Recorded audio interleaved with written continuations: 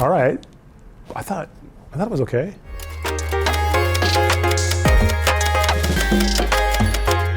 Hi everybody, I'm Tom Johnson with Elevate Rapid City, and welcome to our 5th year anniversary of the Elevate magazine. I think as we were looking around, what draws people to Rapid City is this quality of life, downtown vibe, and we were trying to figure out, could we do something that told those stories so that when people read it, they thought of all the things that make Rapid City a great place to live and work, the mountains, the downtown, the outdoor recreation economy, all the cool things that we like about this place. And so we came up with a magazine, and this issue is the first one, and I think it sort of did exactly that. We wanted something that showed Rapid City in its best light, and the magazine certainly did all those things. So it was love at first sight for us. Well, if you look at the first issue, which we have here, it really was a lot more dense, and it had a lot of stories. You look at where we've come 5 years from now, and we've got a similar theme. It's sort of 40 under 40, but we're telling more stories. I think there's a narrative arc now, and when we think about the magazine now, it's always, how can we tell a story about somebody that lives in the Black Hills? And by telling their story, we tell the story of Rapid City. We tell the success of the Black Hills, and it inspires people to want to be here. This magazine about Bev Warren, the story about Bev, is absolutely my favorite. Bev has recently passed away a few years ago, but she was a mentor to a lot of us and a leader in the community. She told the story of being in downtown Rapid City many, many years ago as a young child with her grandfather, and seeing signs in downtown that said, no Indians allowed. And she thought that was strange at the time. Here 81 years later, she's leading a campaign to get more Native Americans into nursing for South Dakota State University, and how successful she was. This magazine helped her with fundraising. This magazine really told the story of Bev and her mentorship all these decades later. So it's been my favorite story.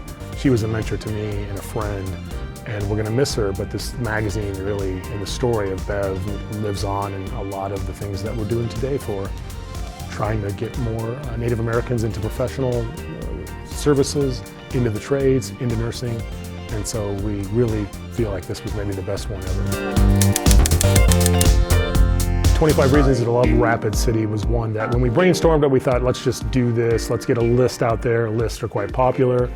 We had no idea that it was going to be so popular. We got a lot of eyes all across the United States on the time, and it was right during the pandemic, people wanting to come to Rapid City, people moving here in bunches. So this issue really resonated. So we were a little bit surprised by that. And it really led to this one, which is we decided to double down and go even with more reasons to love Rapid City, and it's been equally successful. So these are the kind of things that people love, and we're going to continue to produce this kind of product because it really allows us to show a lot of facets of Rapid City all at once, not just 2 or 3 things, but 30 or 25.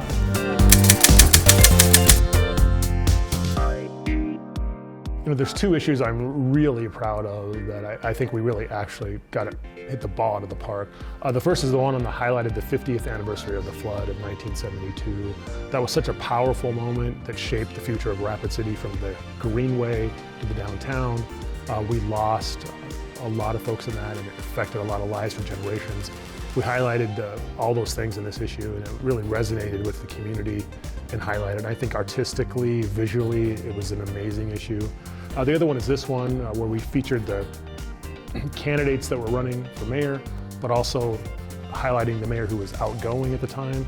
And this is all about having a civil discourse and learning about these folks as people. So it's one thing to talk about policy and their policies on certain things. It's a whole entire another thing to learn about them as people. And we really highlighted them as people and individuals and human beings. We got to see the softer side of these candidates. And I think it was something that was really important as we continue to search for civil dialogue in the current climate of today. Going forward, we're going to continue to focus on quality of life and what makes this place the place people want to be. That's our mission, and we're going to continue to focus on that.